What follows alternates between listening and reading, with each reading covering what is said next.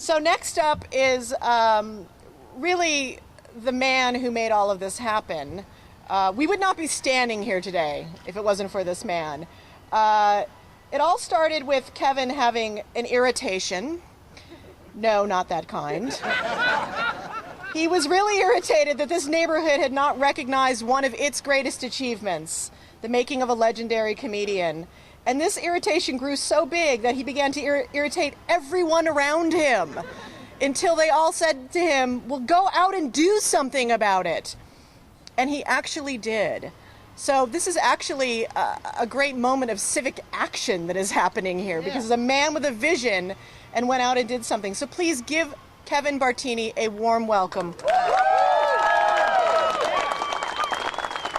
Thank you. Thank you very much, Kelly. I can't begin to tell you all what a completely surreal experience this is.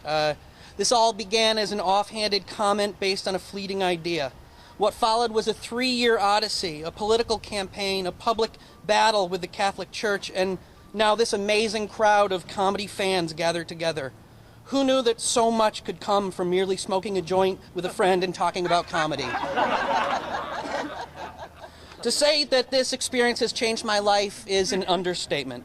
I would like to begin by saying publicly that there was not a second of this undertaking that I did not relish, and being the guy to lead this charge was a privilege and an honor.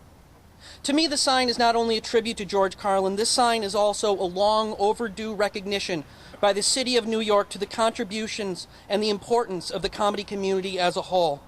With dozens of comedy clubs, scores of bars and back rooms providing comedy on a nightly basis, thousands of comics have worked here, grown here, and helped to establish New York City as the undisputed greatest comedy city in the world. And it is high time that the joy that we bring, the contributions we make, the jobs and the taxes which we generate are finally acknowledged and celebrated.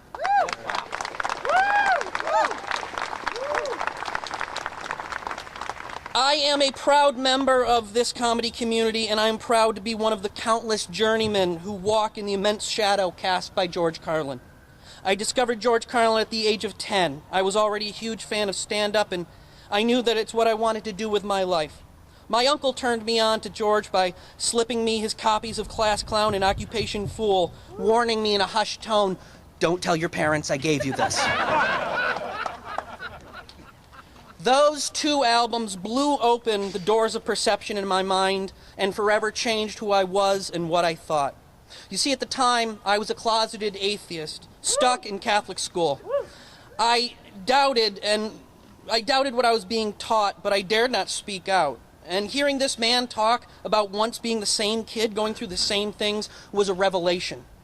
To hear him put into words the thought that I dared not speak, and then to hear hundreds of people laugh, applaud, and agree, it made me feel as though the world was a little less lonely. I know that's corny. Sorry. It's true. It's totally true. I will tell you that gesture from my uncle to loan me those albums meant more to me than he will ever know. I've tried to carry that on by turning my own nephew on to George Carlin, but unfortunately I have been far less successful. Maybe it's because he doesn't relate to the material. Maybe it's because he has a different sense of humor than me. Maybe it's because he's 2 years old. I'm gonna keep trying, though, I promise. When I became a comedian, I gained an entire new appreciation for George Carlin. The man showed that it was possible to produce quantity without sacrificing quality. Reverence for nothing. Nothing is sacred. Nothing is beyond reproach.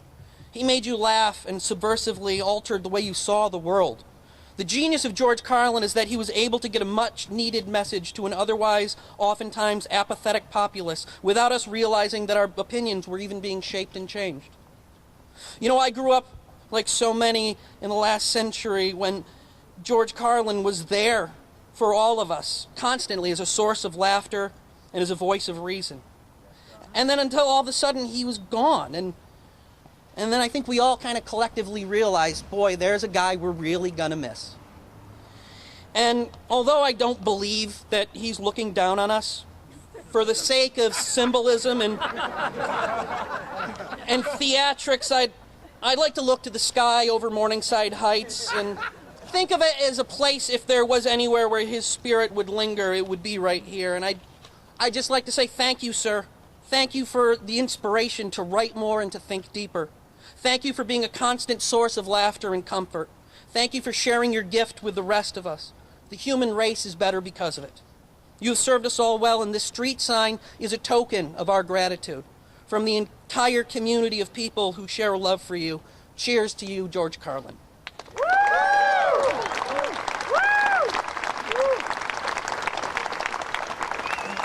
If you would permit me a moment just to thank a few people, I would appreciate it. First, I want to thank the people who made this campaign so much fun for me. Thank you, Corpus Christi.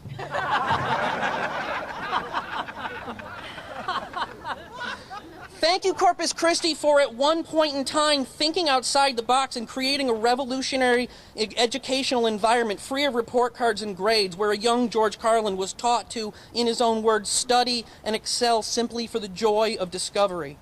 Thank you for creating a garden in which one of the greatest minds of a generation would grow and flourish. It saddens me that Corpus Christi chooses not to celebrate their most prized alumni, that they hope to hide from their current students a man for whom they could learn so much, a man whose curiosity, lifelong quest for knowledge, and unparalleled work ethic are all values that should be ingrained on every child. They claim that their opposition was to protect students from being exposed to dirty words. Just my luck. The one time in 2,000 years that the Catholic Church decides to protect children has to be on my watch.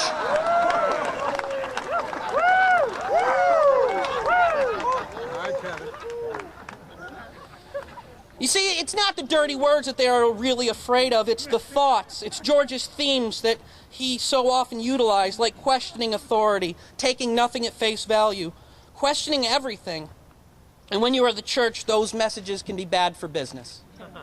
So I don't resent them for opposing us. They really did make this whole process a hell of a lot more fun. And a bang-up job they did. Once construction is over, that sign will end up being hung about 75 feet to the right of where we wanted it. So the children are safe. There's no way they'll be able to see that sign from all the way across the street, unless they squint. Not only will the kids see it, but they will know that it's across the street because their principal, their priest, doesn't want them to see it. That plan won't backfire, will it? If there's one thing that I know about kids, that they're never attracted to things simply because the powers that be forbid it. It's like that movie Footloose, where Kevin Bacon and those kids are told by John Lithgow not to dance, so they sit on their hands respectfully for the rest of the film. For the next 50 Halloweens, this neighborhood is going to be littered with kids dressed up as Al Sleek, the hippy-dippy weatherman. This campaign was not a solo effort by any means, and there really are some people who I would like to take a moment to recognize for their efforts and their time. First and foremost, I would like to thank my two closest confidants and co-conspirators, my wife Jessica and my buddy Adam Lash. Thank you. They both stood next to me collecting signatures 3 years ago, and they were the two people sitting next to me when the city council unanimously voted in our favor. Through the entire process, you both coolly offered advice and companionship. I appreciate your efforts. I love you both, and I share this day with you. To the volunteers who have stepped in at various points in the campaign, the comics who performed to support our cause, to everyone who signed the petition, shared it, retweeted, told a friend, garnered us even additional signature, thank you. You helped us drive up the score to an almost unsportsmanlike 9,000 to 80. Pretty good. I'd like to thank Kelly and Patrick Carlin. Thank you for allowing me to take this on.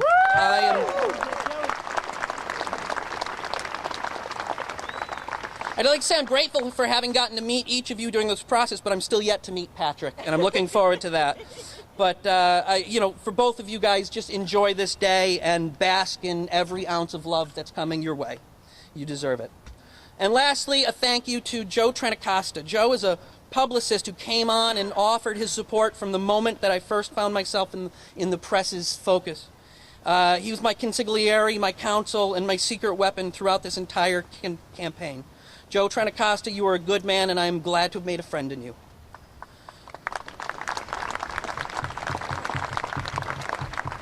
So this is it for me. It's the end of the road. Some people have asked me what I plan to do next, and I can't say for sure.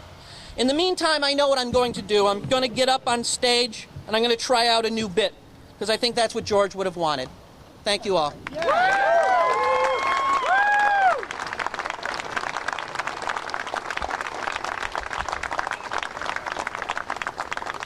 Well done, Kevin. I think you got 3 applause breaks on that.